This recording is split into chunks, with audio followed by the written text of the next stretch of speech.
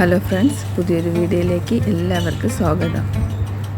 നല്ല സോഫ്റ്റായും പുളിപ്പില്ലാതെയും 2 മണിക്കൂർ കൊണ്ട് തയ്യാറാക്കാൻ പറ്റുന്ന ഒരു പാലപ്പത്തിൻ്റെ റെസിപ്പിയാണ് കാണിക്കുന്നത്. പാലപ്പം ഉണ്ടാക്കാൻ എല്ലാവർക്കും അറിയാം. എങ്കിലും പാലപ്പത്തിൻ്റെ യഥാർത്ഥ ടേസ്റ്റും സോഫ്റ്റ്നെസ്സും ഈ രീതിയിൽ ഉണ്ടാക്കിയപ്പോഴാണ് എനിക്ക് കൂടുതൽ ഇഷ്ടമായത്. നല്ലതുപോലെ കഴുകി വൃത്തിയാക്കി 4 മണിക്കൂർ കുതിർത്ത പച്ചരിയിൽ 1 ടേബിൾ സ്പൂൺ പച്ചരി ഇതുപോലെ അരച്ചെടുക്കണം. അരച്ചെടുത്ത മാവ് ഒരു പാത്രത്തിലേക്ക് ഒഴിച്ച് 1 ഗ്ലാസ് വെള്ളവും കൂടെ ചേർത്ത് നല്ലതുപോലെ കുറുക്കിയെടുക്കാം.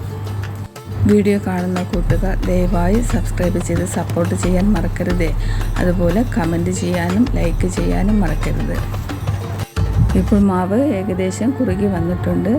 നല്ലതുപോലെ തിളച്ച് വെന്തതിന് ശേഷം ഫ്ലെയിം ഓഫ് ചെയ്യാം. അടിക്ക് പിടിച്ച് കരിഞ്ഞു പോകാതെ തുടരെ ഇളക്കിക്കൊണ്ടിരിക്കണം. കുറുക്കിയെടുത്ത മാവ് നല്ലതുപോലെ തണുത്തതിന് ശേഷം 1 കപ്പ് അരിക്ക് 2 ടേബിൾ സ്പൂണാണ് ഞാൻ ചേർത്തത്. അതിലേക്ക് 1/2 കപ്പ് തേങ്ങ ചേർത്തിട്ടുണ്ട്. 1/4 ടീസ്പൂൺ ഈസ്റ്റ്, 1 ടീസ്പൂൺ പഞ്ചസാര, 1/2 ഗ്ലാസ് വെള്ളവും ഒഴിച്ച് നല്ലതുപോലെ തരി ഒട്ടുമില്ലാതെ അരച്ചെടുക്കണം. 2 കപ്പ് അരി 2 പ്രാവശ്യമായിട്ട് ഇതുപോലെ അരച്ചെടുത്തിട്ടുണ്ട്.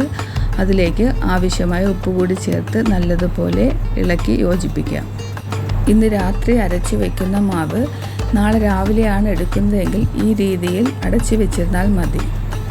അരച്ച മാവ് 2 മണിക്കൂർ കഴിഞ്ഞ് അപ്പം ഉണ്ടാക്കണമെങ്കിൽ ഒരു പാത്രത്തിൽ കുറച്ച് വെള്ളം, നല്ലതുപോലെ ചൂടാകരുത്, ചെറിയ ചൂട് മതി, നമ്മുടെ കൈ തൊട്ടാൽ പൊള്ളരുത്, അതുപോലുള്ള ചൂടുള്ള വെള്ളത്തിന് മുകളിൽ മാവ് ഇതുപോലെ വെച്ചിരിക്കുകയാണെങ്കിൽ 2 മണിക്കൂർ കഴിയുമ്പോൾ ഇതുപോലെ പതഞ്ഞ് പൊങ്ങി വന്നിട്ടുണ്ടാകും. ഇങ്ങനെ ചെയ്യുന്ന മാവ് കൊണ്ട് അപ്പം ഉണ്ടാക്കുമ്പോൾ ഒട്ടും തന്നെ പുളിപ്പുണ്ടാവുകയില്ല, നല്ല ടേസ്റ്റുമാണ്.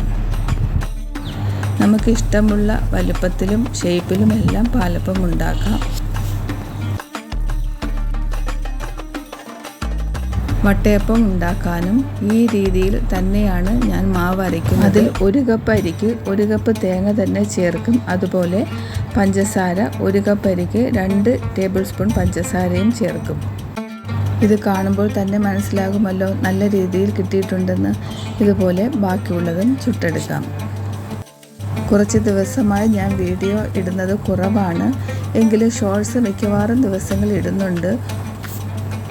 വെക്കേഷൻ സമയമായതുകൊണ്ട് കുറച്ച് തിരക്കും യാത്രയും ഉണ്ടായിരുന്നു. പിന്നെ പൊതുവെ വ്യൂസ് വളരെ കുറവാണ് ഓരോ വീഡിയോയ്ക്കും കിട്ടുന്നത്. അപ്പോൾ പിന്നെ നമുക്ക് വീഡിയോ ചെയ്യാനുള്ള താല്പര്യം തന്നെ കുറഞ്ഞു പോകുന്നു. ഇതുപോലെ ചെറിയ ബണ്ണ് പോലുള്ള അപ്പം ഉണ്ടാക്കിയാൽ കുട്ടികൾക്കൊക്കെ ഒത്തിരി ഇഷ്ടമാവും. എനിക്കിത് ഭയങ്കര ഇഷ്ടമാണ്. ഓരോ വീഡിയോ നമ്മൾ എടുക്കുന്നവർക്കറിയാം എത്ര സമയം നമ്മൾ ഇതിനു വേണ്ടി ചിലവാക്കുന്നുവെന്ന്. വീഡിയോ എടുക്കണം, അത് പിന്നെ എഡിറ്റ് ചെയ്യണം. അപ്പോൾ പിന്നെ അതിന് വ്യൂസ് ഒട്ടും തന്നെ ഇല്ലാതിരിക്കുമ്പോൾ നമ്മൾ ഇത്രയും കഷ്ടപ്പെട്ടിട്ട് എന്ത് പ്രയോജനം എന്ന് ചിന്തിക്കും. പിന്നെ ഇതിലൂടെ കുറേ ഫ്രണ്ട്സിനെ നമുക്ക് കിട്ടുന്നുണ്ട്. അവരുടെ വീഡിയോസ് കാണുന്നത്, അതിന് കമൻറ്റ് ചെയ്യുന്നത്, അതൊക്കെ നമുക്ക് കുറേ പോസിറ്റീവ് എനർജി നൽകുന്നുണ്ട്. അത് കാരണം വീണ്ടും ചെയ്യാൻ തോന്നും. അങ്ങനെയാണ് വീണ്ടും വീഡിയോ ഇടുന്നത്. തിരക്ക് കാരണം ചില ഫ്രണ്ട്സിൻ്റെയൊക്കെ വീഡിയോ കാണാനായിട്ട് എനിക്ക് സമയം കിട്ടിയിട്ടില്ല. തീർച്ചയായും ഞാൻ എല്ലാവരുടെയും വീഡിയോ കാണും, കമൻറ്റ് ലൈക്ക് എല്ലാം തരുന്നതായിരിക്കും. നിങ്ങളുടെ സപ്പോർട്ട് ഇനിയും ഉണ്ടായിരിക്കണം. വീഡിയോ കൊണ്ട് സപ്പോർട്ട് ചെയ്യുന്ന കുറേ ഫ്രണ്ട്സുണ്ട്.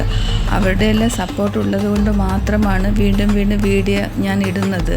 സപ്പോർട്ട് ചെയ്യുന്ന എല്ലാവരോടും ഒരുപാട് നന്ദിയുണ്ട്. മിക്കവാറും 4-5 മിനിറ്റുള്ള വീഡിയോസാണ് ഞാൻ ഇടുന്നത്. അത് സ്കിപ്പ് ചെയ്യാതെ കാണാൻ ശ്രമിക്കണേ. പൊതുവേ എനിക്ക് വാച്ച് അവേഴ്സ് വളരെ കുറവാണ്. അതുകൊണ്ട് സ്കിപ്പ് ചെയ്യാതെ കണ്ട് സപ്പോർട്ട് ചെയ്യാൻ ശ്രമിക്കണേ. നിങ്ങളുടെ അഭിപ്രായങ്ങൾ എന്ത് തന്നെ ആയാലും കമൻറ്റ് ചെയ്യണേ. പുതിയൊരു വീഡിയോയുമായി വീണ്ടും വരാം.